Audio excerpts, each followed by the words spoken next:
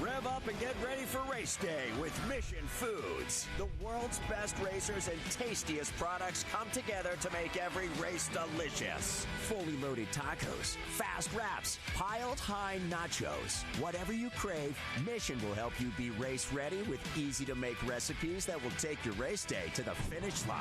Keep your racing delicious and enjoy all the mouth-watering action. Brought to you by Mission Foods. Too fast, too tasty.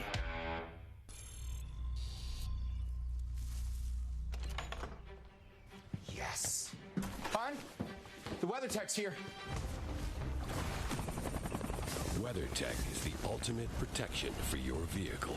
Laser-measured floor liners, no-drill mud flaps, cargo liner, bump step, seat protector, and cup phone.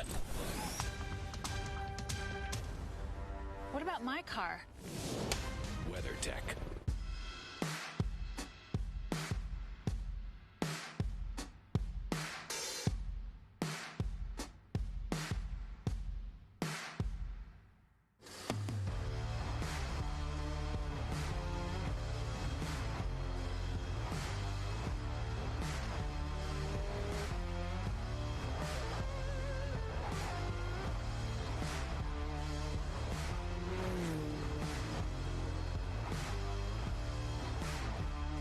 Performance packs 100 years of friction dynamics into every product.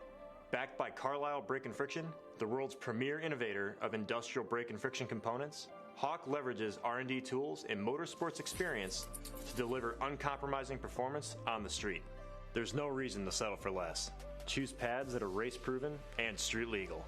Find the Hawk Performance Brake dealer near you at hawkperformance.com.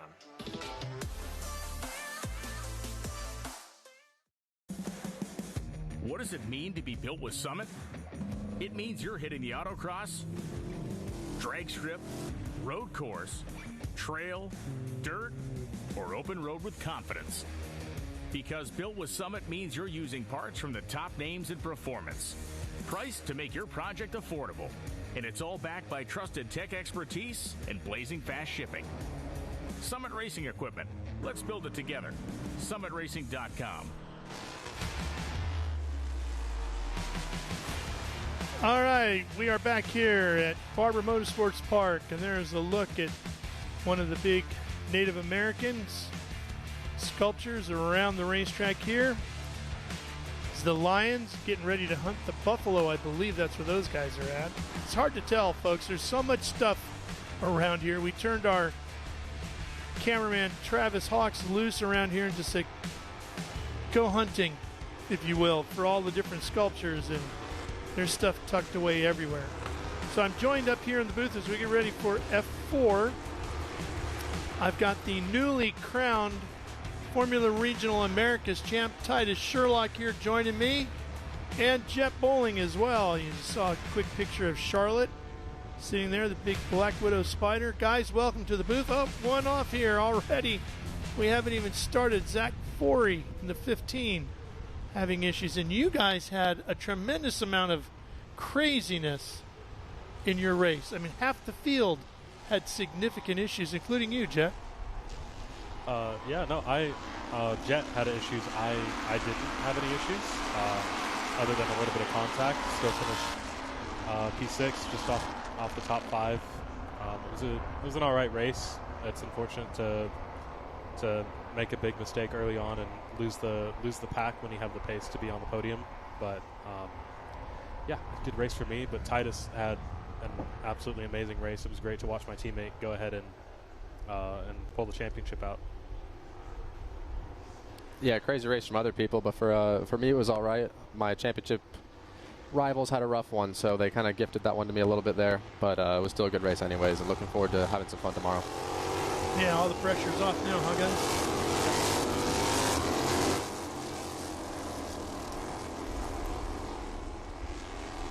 All right, here we go. What do we expect out of this? How's the track been for the open wheel cars today?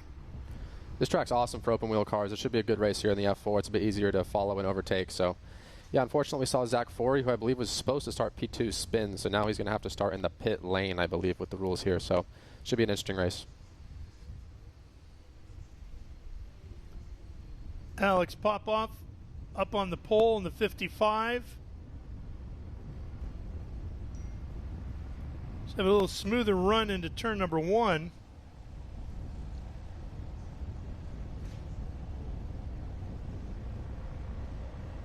Watching for the green. Here we go. We're racing here at Barber. Yeah, Popow nice and smooth off into turn number 1. Kekai Hauanio in the red, white, and blue number 29 drops back to third, and Caleb Campbell will move solidly into second. 3 wide guys coming down through here, back there in 5th. Yeah, it looks like Demitri, Nolan, Luke Powers, and I believe that's Oliver going 3 wide coming out of turn 3. Very tough to hold that, so it looks like Demitri has come out on top so far. Oh, getting a little loose in here. Sliding around, pretty slippery down there. It can be, especially on the first lap with cold tires. You got to be really careful there on the entry. Of course, everybody running on the Hancooks here.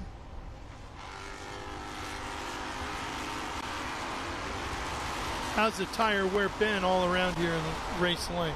It's been pretty low. I mean, as an IndyCar track, it's very smooth, very good pavement, super grippy.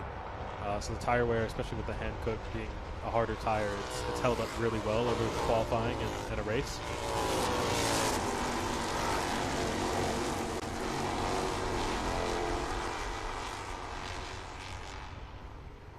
Getting ready to complete the first lap here as they come out of the 17th corner. Kekai starting to apply the pressure on Campbell here. Side by side as they head down towards turn 1. Both swing wide, and Hauanio is going to move on through past the 68 of Campbell to take over second place. And Clemente Huerta runs in 4th in the orange car. Yeah, really solid move by Kekai there. He got a good run coming out of the final corner, was able to get to the inside for turn 1. Not the easiest place to pass because of how short the braking zone is, but he made it work, and he's going to set his sights on Alex, who's been quite comfortably the fastest car the whole weekend, so hopefully he can make some strides to get to the lead.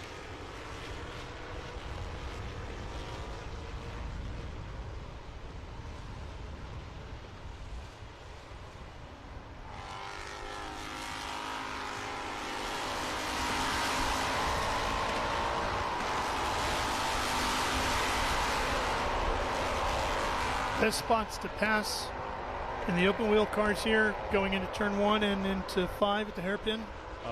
Really just turn 5. The F4 cars, especially the junior cars, with their lower downforce, it's easier to get alongside and make a move almost anywhere.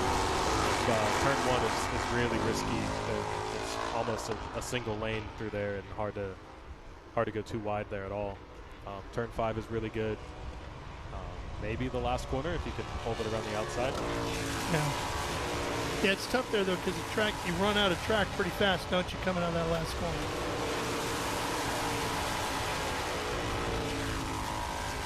I think we see Demitri, Nolan losing a few spots there. I'm wondering if he has an issue or he made a mistake somewhere. He just lost 2 spots in that last sector, last 2 corners. Of course, Cooper Shipman locked up this championship already, so we got one around. The 54 has gone around here. That's Jonathan Cottrill. Shipman, we were talking about, already locked up this championship and ran with you guys, getting his first taste of the Formula Regional Americas Championship. Yeah, he had a really good weekend so far, obviously getting that podium in race 1. He was very quick, running with me and Nolan at the front of the field, so very impressive on the first weekend. That leaves Hauanio and Popow to fight over 2nd and 3rd in the championship. Kiwi Motorsports has clinched their 7th team championship title in this category.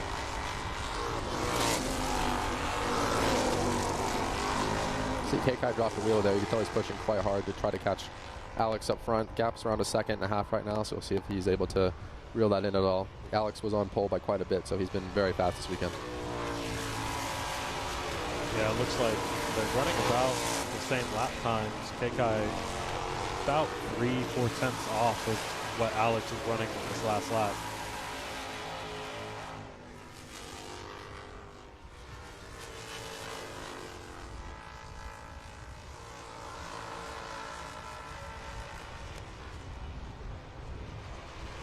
Looking to work the draft here a little bit. You can make something happen like that going into 5, can't you? Yeah, I would say 5 is the best spot to overtake on the whole track. It's the only hard braking zone, so you can really outbrake someone, and you also have a decent run up to it to get that draft. And it looks like Huerta is trying to do that on Campbell right now.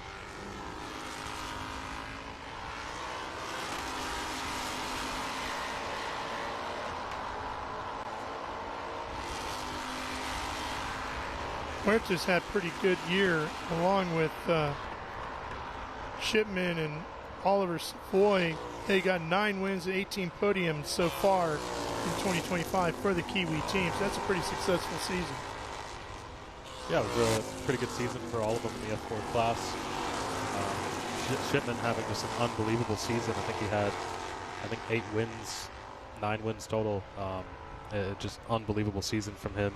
Really flawless driving most of the season. Yeah.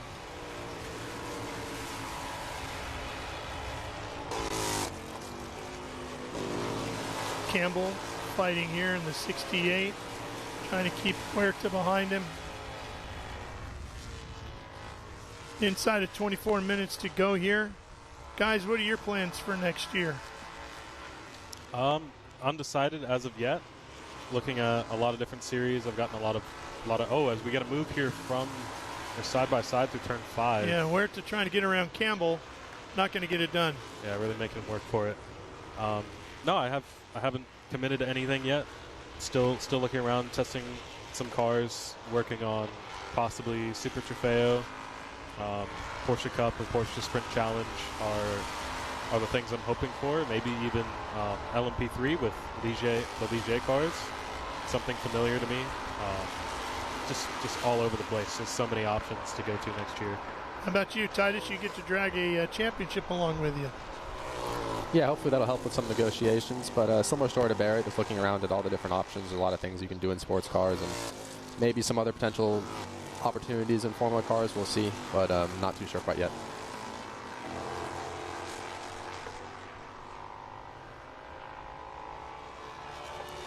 Popow continuing to lead here.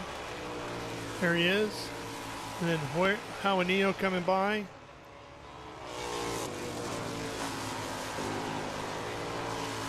Alex hoping to get to victory lane, something his dad did here.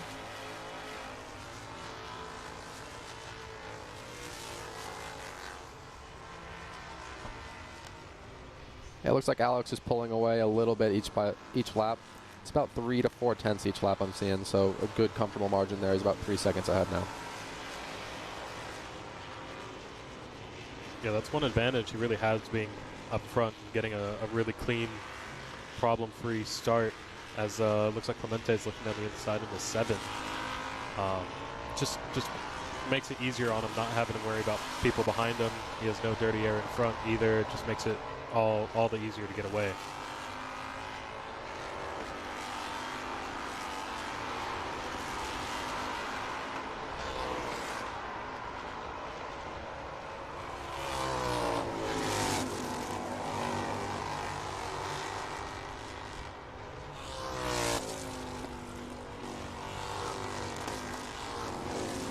This track is not super fast. It's not Road America type of speed. What do you find most challenging about this circuit? Yeah, it's not fast in the terms of the average speed isn't as high as Road America, but we have a lot of high commitment corners here, which makes it similar in a way.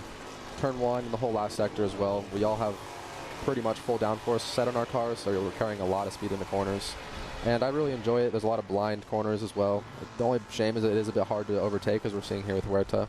But it's also very smooth as well, so you don't have to worry about any bumps. You can run the car nice and low. Yeah, that's something I have to agree with there. It's just super high commitment. If you're really comfortable going on the limit of the car through every corner, you're going to be fast here. I mean, the whole field with us in FR, we're all very, very close. I think the field was split by about a second, maybe 1.5 seconds. It's very high commitment. Even in these cars, it's very, very tough, especially with less downforce than what we run. It's going to be very slippery. It's going to be very high commitment. What's the sketchiest corner, Barrett? For me, I think... As far as the commitment you were talking about. I think turns 11 and 12. It's very... Okay. Which is the corner they're coming through right now. It's very similar to turns 9 and 10, but 9 and 10 is flat out, whereas 11 and 12 are very similar, high-speed chicane.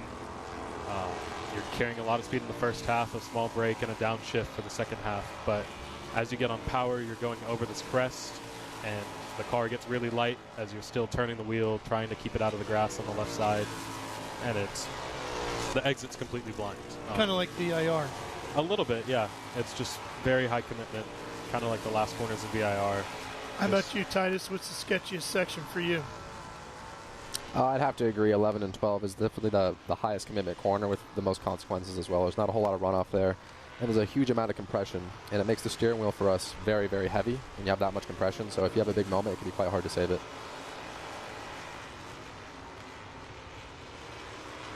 And we've seen that in practice. I think 1 or 2 cars had an off there early on in the weekends through those exact corners for that exact reason.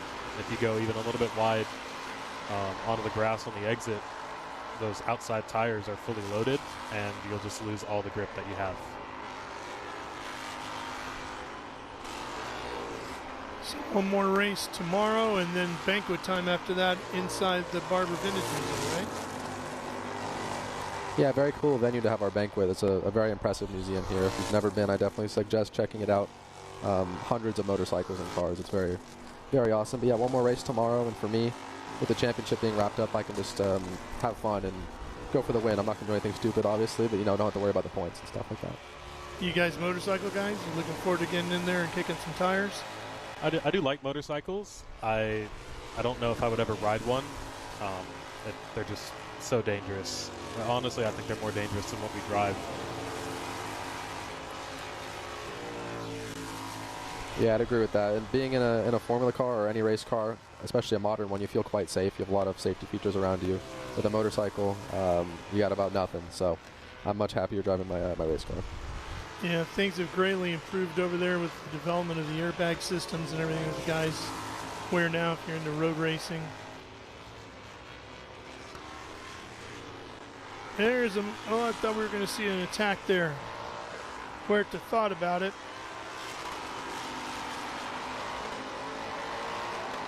Yeah, not a very common place to see a move, although people have done it. It's very single file through there. It's a high-speed entry. That first right-hander, there's almost no break before you start to stop the car going over that left-hand side curve. Yeah. You're really plunging downhill through there, too. Yeah, the front is very loaded, so the later you go on the brakes, the harder it is to stop, and just sets you up for a lockup possibly.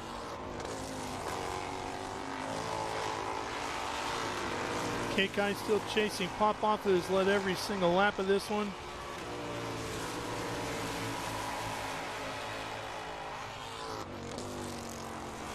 We can really see him fighting the wheel going into one there. Yeah, it looks like Kekai might be struggling with a bit of oversteer there in turn 1. We're seeing Alex still pulling away a few tenths per lap. The gap's around 4.5 seconds now, so we'll need a safety car, I think, if Kekai wants to catch up, or maybe a mistake from Alex, but Alex is having a phenomenal drive today for sure. Yeah, 4.5 seconds. The gap with 16.5 minutes yet to go. Yeah, very consistent from Alex. I know his lap times have slowed down from the start of the race, but still insanely consistent within 2 to 3 tenths maximum every lap, but very, very consistent.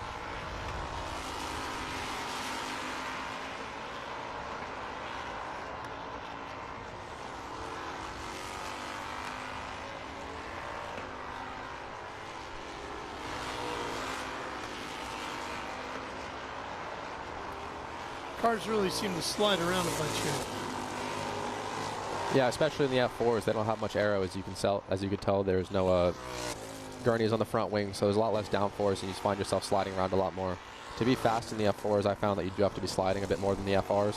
And you have a lot of downforce, you can kind of rely on that more and not be so on edge. You've seen a lot of them actually dipping wheels out of this last corner here, using all that track. And in my experience, you haven't driven the new F4 car yet, I don't believe. But when I drove it last year, it is a very, the term we use is slippery. It just likes to slide around. The rear end is very happy, and it's, if you're not comfortable with the rear moving like that underneath you, you're not going to be very quick in this car.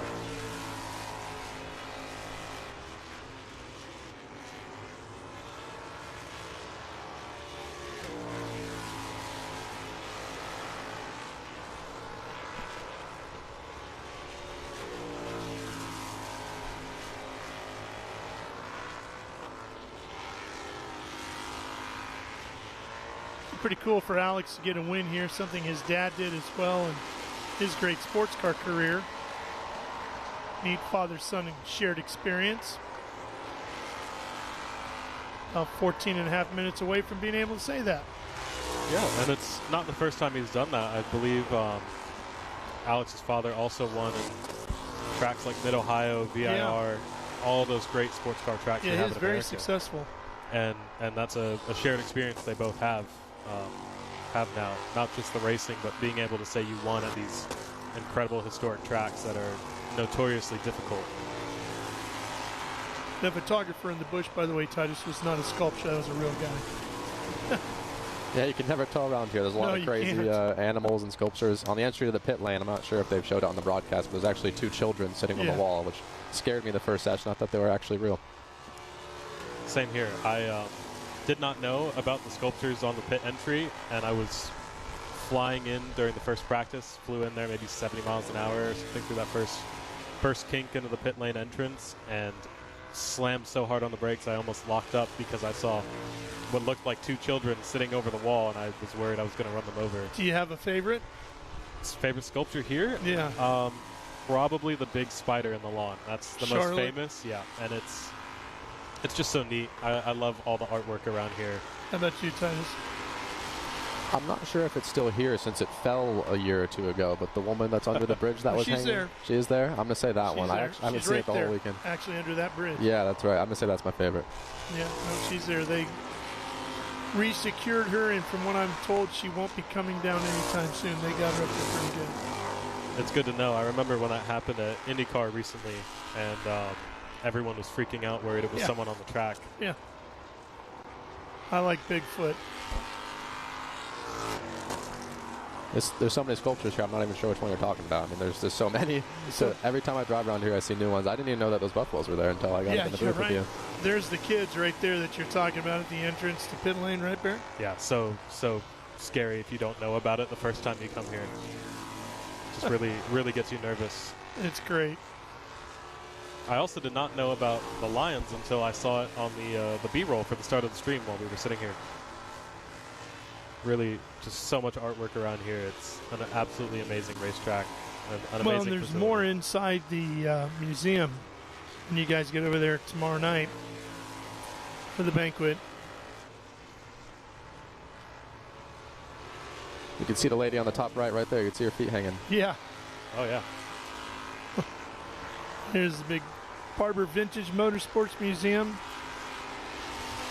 You could spend a whole weekend in there and not see everything. Literally every nook and cranny of that building is filled with motorcycles of every genre. One of the things, there she is, Georgine, hanging. Mr. Barber, when he did it, whoa, hang on, Campbell. Oh. This could be a safety car if he doesn't get it going. Could be. Yeah, we've seen Huerta pressuring him for the whole race pretty much. Looks like he might have finally made a mistake. I'm not sure until we see the replay. There could have been contact as well, but we've seen Huerta putting big pressure on Campbell the whole race. Yeah. And it could be a bigger issue for him. I remember one of the JFC cars went off in that same corner into the barrier and damaged it, actually, earlier this weekend. So there could be bigger consequences to this than we know. And there it is. It looks like it's a local yellow for the moment, I believe. So they're going to see if he can refire it, give him some time. But if he cannot, they'll have to do a full course caution. Let's see what happened here, guys. Take me through it.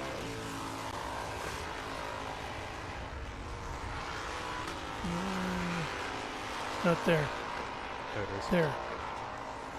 That's that exact corner I was talking about earlier, turns 11 and 12. Super high commitment, and if you just get it slightly wrong, too much curb on the inside or run it too wide on the outside, all the load that you have in the car on that left-hand side just lets go, and the car does not want to stick. Yeah, we couldn't see exactly what caused that to happen, but we saw him spinning backwards. Like Barrett said, there's a pretty big curb there on the inside that can get the car upset. Or just being slightly offline, the Marbles can do that as well. Or maybe Huerta went for a move. We won't be able to tell. So, yeah, like we said earlier, those are definitely the two toughest corners on the track with the biggest consequences. He is lucky to not have hit the wall, though. Yeah, definitely good job avoiding the wall. No safety car as of yet, so he must have kept going, but he's all the way down in 10th. That's Savoy right there in the 88 we're watching. He's in 8th.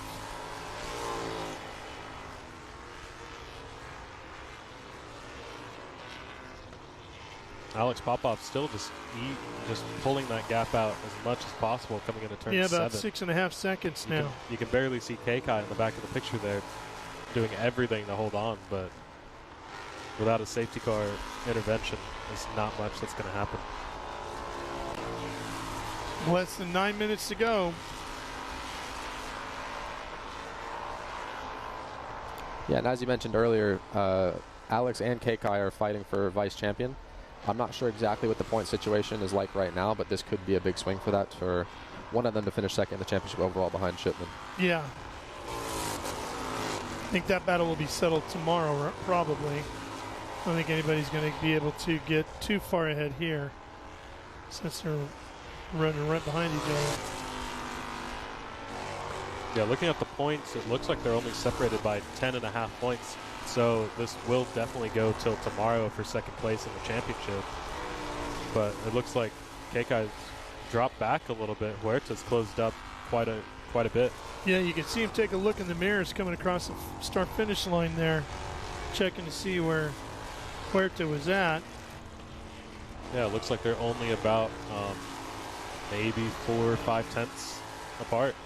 It is very close between them. Yeah, you could tell Huerta was fast by the way he was pushing Caleb Campbell around every single corner, it seemed like. He seems like he has a lot of pace right now. Huerta had a very tough round at VIR. He had I don't believe he did any racing laps, or maybe 1 or 2, so had some bad luck there, but he's having a good round so far. And yeah, if Kekai is 10 points ahead of Alex, that'll put them within, I believe, 3 for tomorrow, so it'll be very, very close to be decided tomorrow. All comes down to who comes out on top tomorrow for second place in the championship.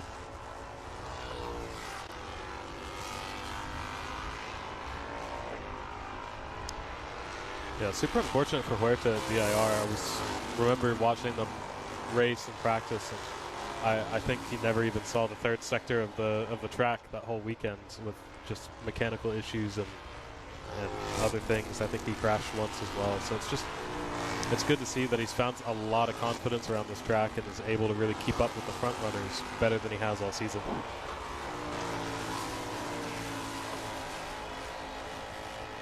Kekai continues to slip further back from Popow, but it doesn't look like Huerta's closed up any more here in the last lap or two. Yeah, as Huerta starts getting closer to Kekai, it's going to be a little bit tougher to get that extra lap time that he's found out of it.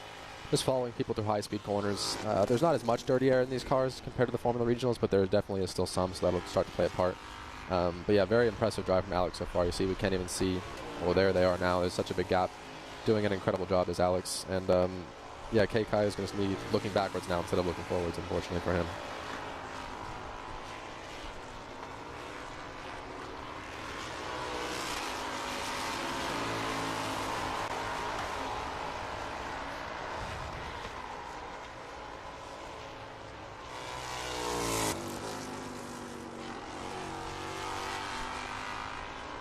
And just watching Alex drive, too, he looks very smooth right now. I'm not seeing any huge corrections, being very patient on the throttle. You can hear it.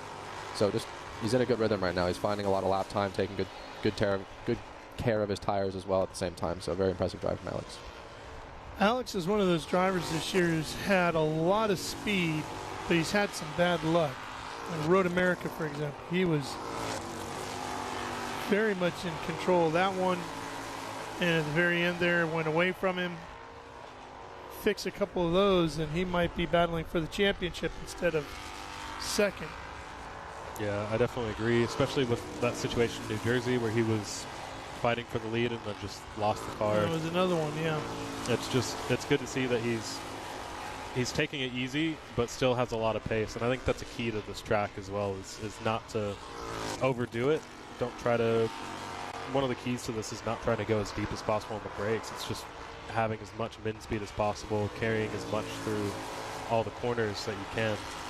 Yeah, Titus, in your race, when did you know you had it all locked up? Did they hit you on the radio and tell you what was going on? They didn't want to tell me what they told me afterwards, but I had a good idea. I knew Ambiato didn't even start the race, and I, of course, saw Bruno happen right in front of me, have a failure of some sort on his car, and I figured he was out of the race as well. They were just trying to keep me calm and telling me my lap times, but I had a good idea that it was probably wrapped up, so I wasn't making any dumb decisions, wasn't doing any risky moves, just trying to keep it clean and bring it home. I figured they would have told you, hey, don't attack too hard on Brady, because if you do something silly, you're on to the next day again, but pretty smart on your own. So, Titus, do you have any favorite moments from the season? What do you, I mean, it's been a memorable year for both of us, I think. Do you have a favorite moment that we both had? I'd say maybe race 1 at NOLA was a good one for both of us. We went into that race kind of taking a tire gamble, and as a whole team, it really paid off for us. We were both on the podium, and it was a really good way to start the season and get the momentum rolling for the whole team as well. Yeah, I agree with that. I mean, even with Alex Benevitz behind us, it was almost a 1-2-3 finish for us after we got our setup wrong in qualifying, and just going from near the back of the grid and middle of the field to a 1-2 for a majority of the race was just an unreal feeling for both of us. It was really unexpected. Barrett, is there a deal where the champ has to buy dinner for the rest of the guys then? We haven't, nothing official that I know of. I haven't read his contract, but I bought him. Hope not. I bought him dinner last night, so maybe he'll repay the favor. There you go. There's a Buc-ee's down the road, Titus. I mean, you don't have to go big. Yeah, that's true. We can get the pulled pork sandwich. There you go. That sounds like a good idea. I'll go for some brisket if you're buying. I think everybody in the paddock here this weekend has been in the Buc-ee's at least 2 or 3 times. I haven't been yet. You're probably the only one. I'm going to go later today, though. Don't worry. It'll be the first Buc-ee's I've actually been to. We don't have them out west in Vegas. You won't forget it. There was one near our home track in Crescent, but I didn't have time to stop when I drove past it the first time. Well, it would certainly fit in Vegas. It's got all the Vegas qualities in it except for the neon. Yeah, everything's really big in Vegas. I know they say that about Texas. Huerta is really closing in on Kekai. Yeah, he really has here in the last minute, hasn't he, Barrett? He's got 2 minutes to make something happen here before this one gets a checker. It's a very hard track to make a move on, but the gap came down a lot while we were chatting. It's only 4/10 now. They're only a car length apart. And it's hard to make a move here, but if you can set it up, good exit out of 1, great exit out of 3, you're set for a move into turn 5. Just as long as you can be better on the brakes than the other guy. He'll probably get one more shot at it, don't you think? White flag maybe next time by? It looks like it might be that way. We've got only a minute 30 on the clock, minute 28, and they're running 1:25. Let's see. Alex should be coming across the line here soon, but I think we're going to go to last lap. Yeah, the flagger is holding the white flag. Here we go. Also, Zach Fourie having a good recovery as well. He was supposed to start second after really good qualifying from him, but he spun on that outlap and is now running 4th, so he's made up around 6 positions. So very good race from Zach as well. Yeah, white flag is out. It looks like Clemente lost a bit of ground to Kekai in that last sector, so he's going to have a really good turn 3 here. and get a good exit if he wants to pass him in turn 5. But it looks like it might be a little bit too far. Yeah, he's lost it on the exit there. Just a really bad. That's going to kill his opportunity, Barrett. I think so. You really need to rotate the car early through turn 2 and 3 to be able to get that exit and get close. So it seems like this might be, unless Kekai makes an unforced error, it's going to be finishing the way we are. With Alex in first and Kekai in second, that's going to close the gap to just 3.5 points between these two guys as they head into tomorrow's season finale, race 17 of the 2025 championship season. There's a chance of rain tomorrow as well, so that might shake up this this F4 race tomorrow as well to make it a bit more interesting to see who could be fast in the wet as well. Yeah, just inside of 10 seconds, the gap between these two guys right now, and that chance of rain looks pretty significant because there's a big storm system moving across from the west to the east, and it's supposed to pass right overhead. Checkered flag for Alex Popow. Oh, here we go. Huerta trying at the final corner, but Kekai's going to hold him off. The gap will be 3.5 seconds between Popow and Hauanio as they fight for second in this championship as a checkered flag falls here at the conclusion of our F4 U.S. Round 16 here at Barber Motorsports Park. Popow the win, Hauanio gets second, and Huerta will finish in third. Fourie crosses the line in fourth. Paschetta gets fifth, Power sixth.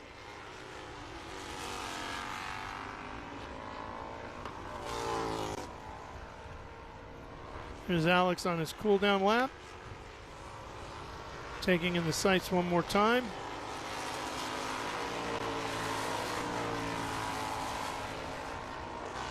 Nolan, Savoy, 7th and 8th.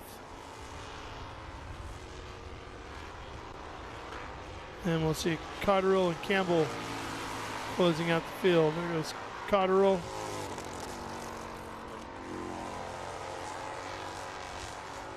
And there's one more look at the results. Well, guys, thanks for coming by. Congrats on the championship, Titus and Barrett. You had a fine podium effort earlier this year, right? Yeah, definitely a couple great races. Led a race in New Orleans, podium in New Orleans, a couple great opportunities for more podiums throughout the year. Just couldn't make it stick too well, but things happen. We move on. I'm just grateful. Yeah. Well, for the year we hate to see you guys move on from the series, but congratulations on the opportunities. We hope to follow you guys for many, many years throughout your careers. Great seeing you, and good luck tomorrow. Appreciate it. Thank you. Thank you for having us. I appreciate it. Okay, guys. Quick look at the highlights here as we excuse them out of the booth. And taking a look at it here as this one got underway. Campbell in the 68 ran up near the front for quite a while, then had an issue.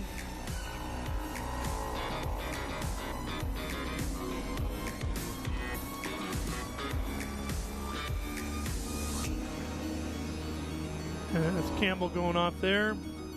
Still hard to tell what happened exactly.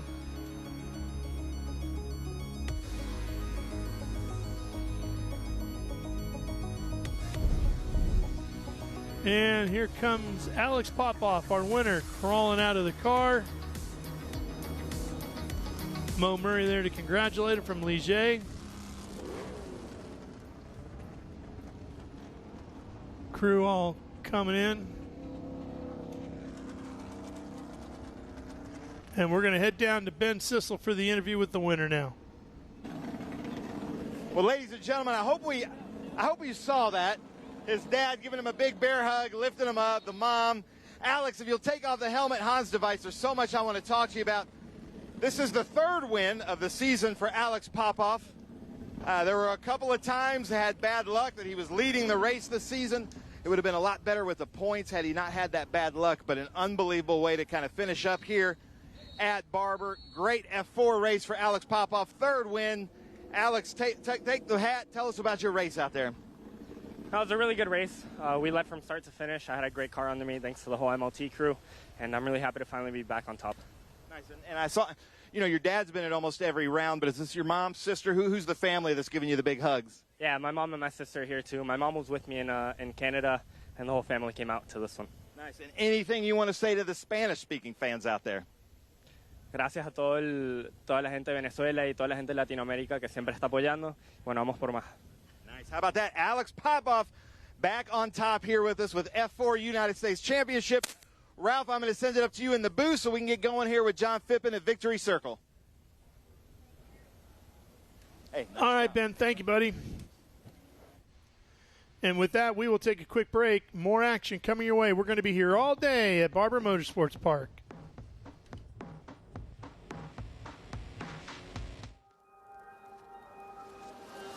How good is this? Look at this view from Lostowski. It brings all my fans, it brings the audience into the car with me. Speed turn 140 mile an hour entry speeds. The quickest and most efficient way for me to get information to my drivers is from using the VBox HD2 system.